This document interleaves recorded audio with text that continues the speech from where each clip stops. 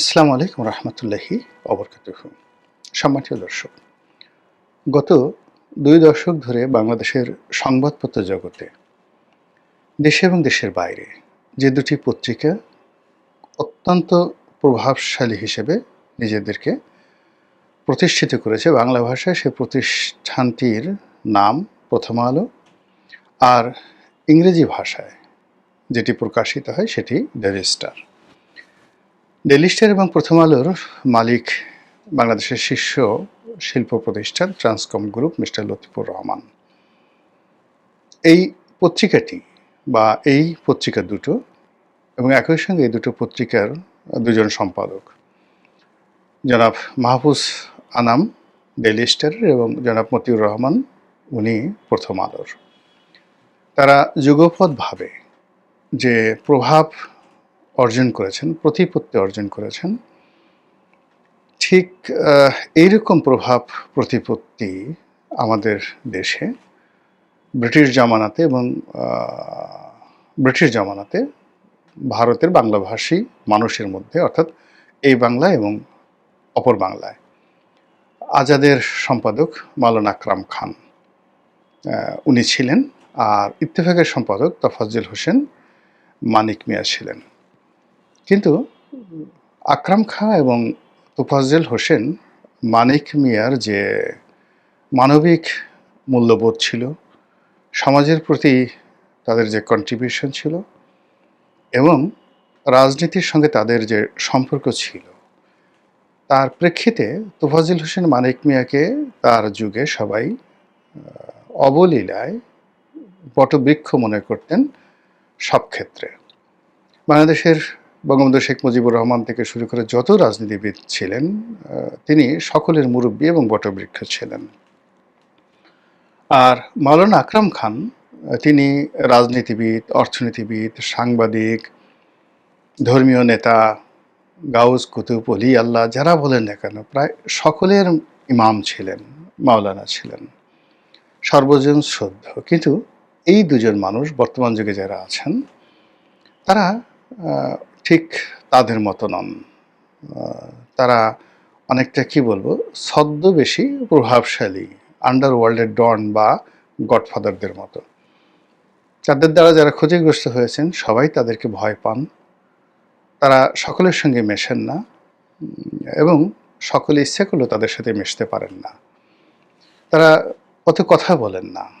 অতীতের যে সকল প্রথিতযশা সাংবাদিক ছিলেন তাদের মতো তারা অত কথা বলেন না, কিন্তু তারা যে একটা গ্রুপ মেনটেন করেন, চিন্তা চেতনা, কর্ম, প্রচার প্রপাগান্ডা থেকে শুরু করে শিল্প সাহিত্য, ব্যবসা বাণিজ্য, সেখানে যে গ্রুপটি তৈরি করেন এটিকে অনেকে বাঙ্গু বলে তাদেরকে ঠাট্টা মস্করা করেন, এলিট বাঙ্গু, অভিজাত বাঙ্গু। আর তারা যে কাজগুলো করেছে সেই কাজের ফলে আমাদের গত ২০ বছর ধরে সমাজের যে একটা বিবর্তন ঘটেছে, সেই বিবর্তনের চরম সংঘর্ষে আজ প্রথম আলো এবং ডেইলি স্টারের মতো প্রতিষ্ঠানে অগ্নিকাণ্ড, লুটপাট এবং তছনছের ঘটনা ঘটল।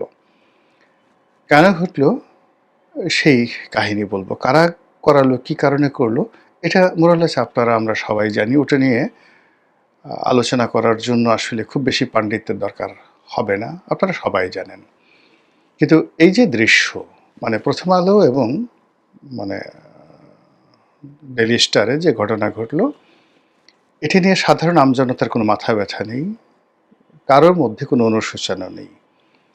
কিছু মানুষ যারা চিন্তা করলেন কিছু বলা দরকার, তাই তারা অনুশোচনা করছে, কিন্তু অনেকে বেশিরভাগ ক্ষেত্রে মনে মনে খুশি হয়েছে। রাজনৈতিক দলগুলো কেউ সহমর্মিতা জানায়নি। কোনো রাজনৈতিক দল এই ঘটনার জন্য অন্তঃস্থল থেকে নিন্দাবাদ জানায়নি। বললাম না যে নিন্দাবাদ জানানোর দরকার, তাই নামকা অবস্থায় নিন্দাবাদ জানিয়েছে। কিন্তু পাকিস্তান জামানাতে যখন ইত্তেফাকে এরকম আগুন ধরিয়ে দেওয়া হয়েছিল, সেটা পাকিস্তান সরকারের পতনকে ত্বরান্বিত করেছিল এবং সারা বাংলাদেশে রীতিমতো আগুনের স্ফুলিঙ্গ ছড়িয়ে দিয়েছিল। কিন্তু এই বাংলায় এই সময়টিতে 18 কোটি মানুষের দেশে দেশের সবচেয়ে জনপ্রিয়, সবচেয়ে প্রভাবশালী দুটো পত্রিকাতে এরকম ঘটনা ঘটল, কিন্তু সেই তুলনায় এখানে যে প্রতিক্রিয়া নেই বললেই চলে। অন্যদিকে যারা ক্ষতিগ্রস্ত হয়েছেন, যারা বিভিন্ন সময় বিভিন্ন মানুষের মধ্যে উত্তেজনা তৈরি করেছেন, মানুষের মধ্যে বিভ্রান্তি তৈরি করেছেন, তারা নিজেরাও এই বিষয়গুলো নিয়ে, অর্থাৎ কেন তাদের ওখানে আগুন দেয়া হলো, কারা দিল, কী কারণে দিল, এটা নিয়ে তারা আর দ্বিতীয়বার ইন ডিটেইলস তাদের যে ঘৃণা, তাদের যে ক্রোধ, তাদের যে ক্ষোভ, তারা সেটা প্রকাশ করতে পারল না। রাষ্ট্র এত দুর্বল অবস্থায় পৌঁছে গিয়েছে যে রোম যখন পুড়ছিল তখন নীরব বাঁশি বাজাচ্ছিল, তার চাইতেও জঘন্যভাবে পুরো রাষ্ট্র ব্যবস্থা, ডেইলি স্টার এবং প্রথম আলোর যে অফিস তছনছ হয়েছে। এটা বাদ দেন সব কিছু, এটা একটা প্রাইভেট প্রপার্টি, ব্যক্তিগত সম্পত্তি, এটা রক্ষা করা রাষ্ট্রের মৌলিক কর্তব্য। আজ এখানে রাষ্ট্র যে সক্ষমতা দেখাতে পারল না, কাজেই এটা চলতে থাকলে আগামীতে রাষ্ট্রের আরও গুরুত্বপূর্ণ, আরও সেন্সিটিভ এবং যাকে বলা হয় আরও স্পর্শকাতর যে জায়গাগুলো, সেখানে যদি সন্ত্রাসীর আক্রমণ চালায়, রাষ্ট্রের অবস্থা একই হবে। এই যে একটা যাকে বলা হয় আমরা ভীষণ রকম একটা ভয়ঙ্কর অবস্থার মধ্যে পড়ে গেলাম, এটার শুরুটা কিন্তু হয়েছিল প্রথম আলোর মাধ্যমে, ডেইলি স্টারের মাধ্যমে। তারা সবার আগে কি করলো, এই সমাজ যারা নেতৃত্ব দেয়, রাজনীতিবিদ, সেই রাজনীতিবিদদেরকে হেয় করা, ছোট করা, তাদেরকে চরিত্রহীন বানানো, কালপিট বানানো থেকে শুরু করে, মানে এই সমাজে রাজনীতির সে খারাপ কোনো জিনিস নেই, এই কাজটি তারা শুরু করেছিল সেই প্রথম আলো যখন ভোরের কাগজ ছিল, অর্থাৎ এই যে মতিউর রহমান সাহেবরা যখন ভোরের কাগজে ছিলেন, তখন থেকে তারা শুরু হলো এবং সেখান থেকে বের হয়ে তারা যখন এই প্রথম আলো করলেন, অর্থাৎ ভোরের কাগজ থেকে বের হয়ে প্রথম আলো করলেন, তখন থেকে তারা এটা এত জোরে সোরে শুরু করলো যে যখনই কোনো রাজনীতিবিদকে তারা টার্গেট করেছে, তখনই তার ক্যারিয়ার, জীবন যৌবন সব শেষ করে দিয়েছে। অর্থাৎ তারা ব্যক্তিগতভাবে যেমন ধরুন স্বামী উসমান তৈরি করেছে, লক্ষ্মীপুরের তাহের তৈরি করেছে, যাকে যাকে তারপরে ফেনীর জয়নাল হাজারীকে টার্গেট করেছে, এরকম যত রাজনীতিবিদ আছেন। আর রাজনৈতিক দল হিসেবে বিএনপি এবং আওয়ামী লীগ, অন্যান্য রাজনৈতিক দল, জাতীয় পার্টি তাদেরকে টিটকারি করেছে, তাচ্ছিল্য করেছে। এরপর পুরো রাজনীতির যে বিধিবিধান ব্যবস্থা, এটাকে যাকে বলা হয় রিনোভেশন করার পরিবর্তে এটাকে ধ্বংস করে এখানে একটি এলিট তন্ত্র, এটি লর্ড সভা বা একটি আপার হাউস গড়ে তোলার জন্য তারা যে চেষ্টা করেছে, সেই তাদের চেষ্টা সরকারই কিন্তু আজকে দেশ চালাচ্ছে। এই যে ডক্টর মোহাম্মদ ইউনূস, এটা প্রথম আলোর সৃষ্টি, আসিফ নজরুল, তারপরে এই যে আপনার ধরেন রেজওয়ানা, সৈয়দা রেজওয়ানা হাসান, এরপর যে ফয়জুল করিম খান, তারপরে ফরিদা আক্তার, এরপর যেটা আরেকজন আছে আদিলুর রহমান শুভ্র, মানে যারা আছেন, তারপর এই যে এখন বাংলাদেশ ব্যাংকের গভর্নর, তারপরে অর্থ উপদেষ্টা সালেহ সাহেব, এরা সবাই প্রথম আলোর বাই প্রোডাক্ট। গত 20 বছর ধরে এদের সবাইকে প্রথম আলো লালন করেছে, পালন করেছে, পরিচর্যা করেছে এবং তাদের মাধ্যমে সারা বাংলাদেশে একটা ন্যারেটিভ তৈরি করেছে যে এই লোকগুলো, অর্থাৎ এই যে টিআইবি, ইফতেখার সাহেব এখন আছেন, আগে অধ্যাপক ছিলেন এক ভদ্রলোক, মারা গেছেন তিনি, তো সেই যে ভদ্রলোক তিনি, তারপরে দেবপ্রিয় ভট্টাচার্য, মানে সিপিডির দেবপ্রিয় ভট্টাচার্য, অধ্যাপক রেহমান সোবাহান, এরপরে ডক্টর কামাল হোসেন সাহেবের যে মেয়ে সারা হোসেন, মানে এই যে টোটাল গ্রুপ, এরাই হল এলিট বাঙ্গু। এখন আপনি পিনাকিকে যত কথাই বলেন না কেন, পিনাকি কিন্তু এই যে এলিট বাঙ্গু যে সোসাইটিটাকে সে যে নিয়ে কথা বলছে, তাদের কর্মকাণ্ড গত 14 মাসে আমরা দেখতে পাচ্ছি। অন্যদিকে মানে এই বিপদের সময় মানুষের মধ্যে যে রাজনীতির যাকে বলা হয় নেতৃত্বের গুণাবলী থাকে, সেই গুণাবলীর কারণে বিপদের সময় সবসময় রাজনৈতিক লোকজনই দাঁড়ায়, রুখে দাঁড়ায়। যারা সমাজের অভিজাত বর্গ, জ্ঞানী, গুণী, পণ্ডিত, আমলা, কামলা, এরে মানে এরা সবসময় কি আপনার সুখের দিনের বন্ধু। দেশ যখন শান্তিপূর্ণ থাকে তখন তাদের সাহায্য লাগে এবং দেশ গঠন করা, শাসনকর্ম পরিচালনা করা, ডেভেলপমেন্ট করা এই কাজগুলো আসলে অভিজাত বর্গ দিয়ে সমাজ ঠিক রাখতে হয়, ভালো ব্যবসায়ীদেরকে দিয়ে ব্যবসা কর্মসংস্থান তৈরি করতে হয়, সমাজ আইন শৃঙ্খলা রক্ষা থেকে শুরু করে আরও অনেক কিছু মানে করতে হয় এই যে আমলাতন্ত্র দিয়ে। সেই আমলাতন্ত্র দিয়ে আর যা হোক না কেন পৃথিবীর কোনো সময় কোনো কালে কোনো ক্রাইসিস বা জরুরি অবস্থা বা সংকট মোকাবেলা করা যায়নি। কিন্তু প্রথম আলো এবং ডেইলি স্টার যেটি প্রচার করে আসছে যে এই রাজনীতিবিদদের চাইতে এই লোকগুলো ভালো আর রাজনীতিবিদরা খারাপ, এবং তাদের কারণে এই 1991 থেকে আজ অবধি এই গ্রুপটির কারণে ধীরে ধীরে যে পলিটিক্যাল ইনস্টিটিউশনগুলো রয়েছে সবগুলো ইনস্টিটিউশন ধ্বংস হয়ে গেছে। ধীরে ধীরে এদের কারণে আমাদের যে আবহমান বাংলার যে সাহিত্য এবং সংস্কৃতি, প্রচলিত বাংলা, প্রমিত বাংলা, এই পুরো জিনিসগুলো ধ্বংস হয়ে গেছে। এরাই মুস্তফা সরোয়ার ফারুকী, এরাই সেই তিশা, এরাই এই যে দেখবেন যে এদের কতগুলো সাংস্কৃতিক কর্মী রয়েছে প্রথম আলোর পৃষ্ঠে যারা নায়িকা হয়, তারাই কিন্তু এই জিনিসগুলো তৈরি করেছে যারা এই দেশ চালাচ্ছে। তো যখন সেই দেশ চালাচ্ছে তখনই প্রথম আলো এবং ডেইলি স্টারের এই ধ্বংসযজ্ঞ। তোমারে বুঝিবে যে গোকুলে বাড়িছে সে, এই কথা যেমন সত্য তেমনি মানে আপনি যেই জিনিসটা থেকে আপনার উত্থান হবে, যেই মতাদর্শ আপনি প্রচার করবেন এবং যাকে বলা হয় যে দানব আপনি তৈরি করবেন, ফ্রাঙ্কেনস্টাইনের দানব, তার দ্বারাই আপনার ক্ষতিগ্রস্ত একেবারে নির্ধারিত হয়ে আছে। প্রথম আলো ঠিক সেম কাজটি করেছে।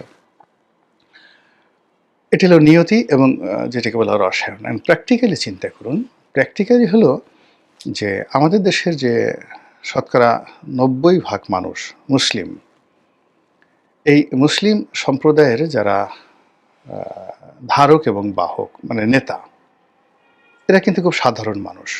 মসজিদের ইমাম, খতিব, মুয়াজ্জিন, বিভিন্ন মাদ্রাসায় যারা ছাত্র ছাত্রী পড়াশোনা করে তারা, এই মাদ্রাসায় যারা পড়াশোনা করেন তারা মানে সেই ছাত্রছাত্রীর অভিভাবক, মানে সাধারণ দরিদ্র যারা মানুষ। তারপর এই সংক্রান্ত যে একটা ইকোনমি আছে, মাদ্রাসা পরিচালনা করে, দরবার পরিচালনা করে, এবং এই সংক্রান্ত তাদের যে কিছু কর্মকাণ্ড রয়েছে, ধর্মীয় কর্মকাণ্ড, তাবলীগ করে, মসজিদে যায়, নামাজ পড়ে, আল্লাহ বিল্লাহ করে, ধর্মকর্ম করে, এই পুরো জিনিসটাকেই খুব ইন্টেলেকচুয়ালি তারা বিভিন্ন সময়টিতে তুচ্ছ তাচ্ছিল্য এবং এটাকে অবৈজ্ঞানিক, এটাকে অবাস্তব এবং এটার যে কোনো প্রয়োজনীয়তা রয়েছে এই বিষয়গুলোকে তারা বিভিন্ন সময় সুযোগ পেলে কিন্তু খোঁচা দেওয়ার চেষ্টা করেছে। ফলে কখনো কখনো তাদের বিরুদ্ধে কোরআন অবমাননা, কখনো নবী অবমাননা, কখনো আল্লাহকে অবমাননা, কখনো ধর্ম অবমাননা, কখনো মসজিদ অবমাননা, এই জিনিসগুলোর অসংখ্য অভিযোগ আসছে। এবং এই যে তৌহিদি জনতা যারা নামাজ কালাম পড়েন, আল্লাহকে বিশ্বাস করেন, নিরাকার খোদাকে বিশ্বাস করেন, তাদের মধ্যে মানে স্পার্ক স্ফুলিঙ্গের মতো এই প্রথম আলো ডেইলি স্টারের বিরুদ্ধে যে ক্ষোভ, এটি অতীতে যেভাবে ছড়িয়ে ছিল এখন সেটা একেবারে পুঞ্জীভূত হয়ে আকারে ব্রাস্ট হওয়ার জন্য রেডি হয়ে আছে, যেহেতু এখন তাদের ক্ষমতা আছে। তো এই কাজগুলো, এই ধর্মীয় অনুভূতিতে আঘাত দেওয়ার যে কাজটি, যেটা ইউরোপে করেও সালমান রুশদির মতো মানুষ রক্ষা পায়নি, এই ধর্মীয় অনুভূতিকে বা শাহরুনা রশিদ, খলিফুল মামুন, তারপরে সম্রাট আকবরের মতো পৃথিবীর শক্তিশালী মানুষগুলো এই ধর্মীয় অনুভূতিকে জমের মতো ভয় পেতেন। তারপর প্র্যাকটিসিং মুসলিম যদি ধরেন, তাহলে সম্রাট আওরঙ্গজেবের মতো বা খলিফা উমর ইবনে আব্দুল আজিজের মতো, এমনকি দ্বিতীয় খলিফা হযরত উমরের মতো মানুষ প্র্যাকটিসিং মুসলিম হিসেবে বা ধর্মপরায়ণ হিসেবে, অন্য ধর্মে এরকম হিন্দুদের মধ্যে এরকম বড় বড় রাজা বাদশাহ সম্রাট আছেন, খ্রিস্টানদের মধ্যে আছেন। তো যারা ব্যক্তিগত জীবনে অসম্ভব ধার্মিক ছিলেন, কিন্তু তারাও এই অনুভূতিকে আঘাত দিতে সাহস পাননি। তারা বুঝতে পারতেন যে কিছু, কিছু বিষয় রয়েছে যেটি নিয়ে তর্ক করা যায়, কিছু, কিছু বিষয় রয়েছে যেগুলো ভুল। কিন্তু তারা রাজনীতির স্বার্থে সংঘাত সৃষ্টি করেননি, ফলে তাদের রাষ্ট্র পরিচালনা পৃথিবীতে কিংবদন্তি তৈরি করেছে। অথচ এই যে প্রথম আলো বা এই গ্রুপ, তাদের সঙ্গে যাদের আছে, এদের ব্যক্তিগত জীবন খোঁজ নিয়ে দেখেন, পারিবারিক জীবন খোঁজ নিয়ে দেখেন, অর্থনৈতিক জীবনে খোঁজ নিয়ে দেখেন, মানে সেখানে আপনি এমন কোনো কিছু পাবেন না